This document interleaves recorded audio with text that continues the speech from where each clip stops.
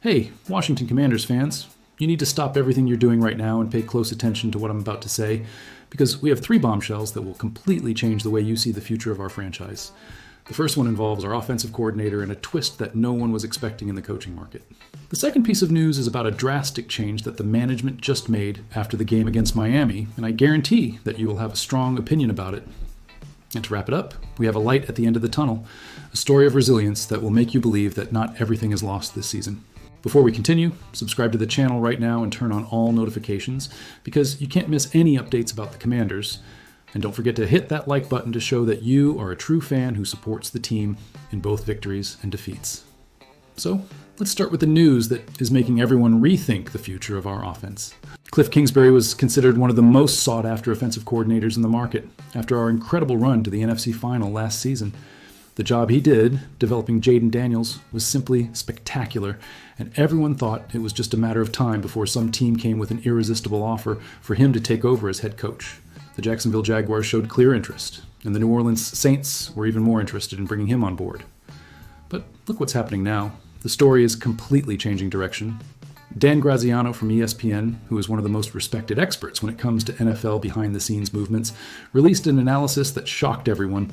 He believes that Kingsbury may not be as coveted as everyone thought to take a head coaching position in 2026. The reason is simple but concerning. Several teams are starting to rethink the strategy of hiring offensive coordinators as head coaches.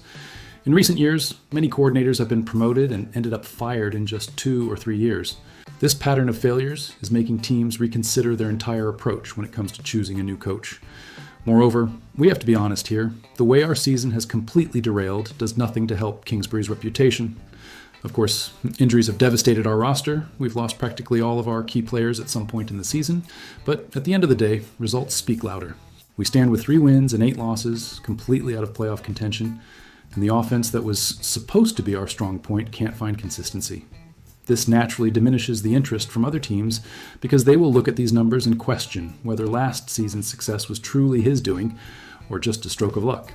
Another issue Graziano raised that makes a lot of sense is the lack of offensive coordinators who are also head coaches currently succeeding in the league. Look around the NFL and try to find recent examples of offensive coordinators who became head coaches and are actually dominating. There are few, very few in fact. This creates a complicated situation where teams are afraid of repeating the same mistakes of the past.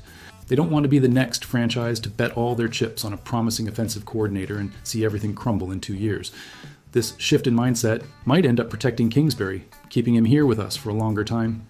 And here comes the dilemma for Dan Quinn, who is a coach known for his loyalty to his assistants. He has shown this several times throughout his career, and only took over the defensive coordinator duties from Joe Witt Jr. because he really had no choice. If Kingsbury doesn't receive any concrete offers from other teams, Quinn will have to make a tough decision. Keep the offensive coordinator for another season, or make a change in search of new ideas? This is a question that will define the direction of our franchise in the coming years, because the development of Jaden Daniels directly depends on who will coordinate our offense. There's a lot of talk out there about Kingsbury's offensive scheme being figured out in the 2nd or 3rd year, and that happened to him with the Arizona Cardinals. Opponents study, find patterns, adjust their defenses, and suddenly that explosive offense from the first year turns into a stuttering machine. Quinn is certainly aware of all these criticisms and discussions, but he also knows that the injuries we faced this year were absurd. How do you judge the work of a coordinator when he loses the starting quarterback, the top receiver, the best pass rusher, and practically half the roster at some point during the season? It's a complicated situation to evaluate fairly. If we can bring in new talent for the offensive positions in the next draft and free agency, and if we have a season with fewer injuries, it would be unfair not to give Kingsbury the chance to show that he can evolve and adapt his scheme. On the other hand, if the signs that the offense has been figured out are real, standing still and waiting for things to improve could cost us precious years of Daniel's rookie contract. There are 6 games left before any interested team can officially talk to Kingsbury, and these games will be crucial in determining what happens. Quinn probably already has contingency plans for all possibilities, because this is the kind of decision that can't be made at the last minute. Now let's move on to a change that just happened and has completely divided the fan opinion. The Commanders released kicker Matt Gay and signed Jake Moody to take over the position. This decision came right after the game against the Dolphins, where Gay missed 2 field goal attempts of over 50 yards. Dan Quinn gave an interview explaining the reasons for the change, and you can feel in his speech how hard it was to make this decision. He praised Gay a lot as a person and teammate, making it clear that it was nothing personal, but rather a decision made with the team's best interests in mind. Quinn made it very clear that the release wasn't based solely on the mistakes in the game against Miami. He talked about analyzing the overall picture of the situation, looking at performance throughout the entire season, and concluded that they simply weren't making the kicks they needed to make. In the kicker position, performance is absolutely essential. There's no room for constant mistakes. The team hoped that the relationship with Gay would work long term, but the numbers don't lie. When you look coldly at the statistics and see how many points were left on the field due to missed kicks, you understand why the change needed to happen. Jake Moody arrives at the Commanders with an interesting backstory. He was drafted in the third round of the 2023 draft by the San Francisco 49ers, and guess who the general manager responsible for that pick was? Adam Peters himself, who now leads our team. So there's a prior connection there. Peters knows Moody, is aware of his potential, and clearly believes he can be the solution to our kicking problems. Moody was released by the Niners after the first week, and played 2 games for the Chicago Bears this season while Cairo Santos was injured. Now he has the opportunity to rebuild his career here in Washington. This change shows that the management is not simply accepting failure and waiting for the season to end. Even with a record of 3 wins and 8 losses, even being completely out of the playoff contention, they are trying to improve in every possible area.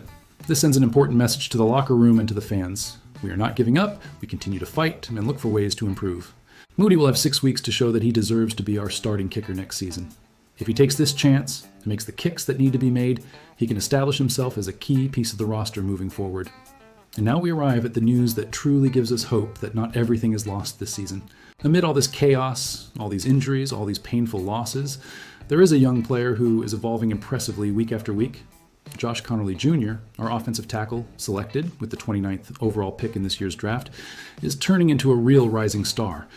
And look, this was not the story everyone expected to tell about him at the start of the season.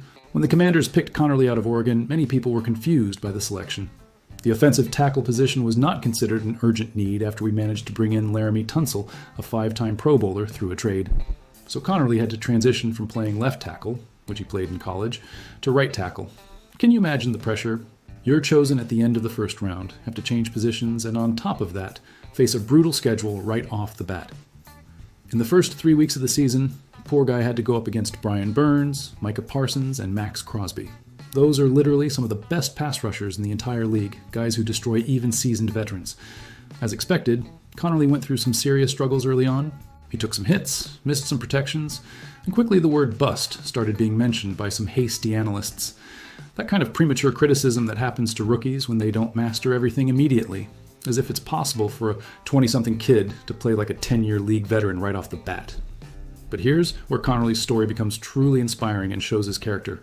Instead of crumbling under criticism and pressure, he kept working, studying, and improving every little detail of his game.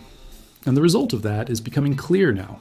Connerly is getting better every week. You can see his evolution when you watch the games. He's not only completely shaking off those ridiculous statements that he would be a bust, but he's starting to look like a future Pro Bowl player. His technique has improved immensely, his reaction time is faster, and he is winning his individual battles against quality defensive ends.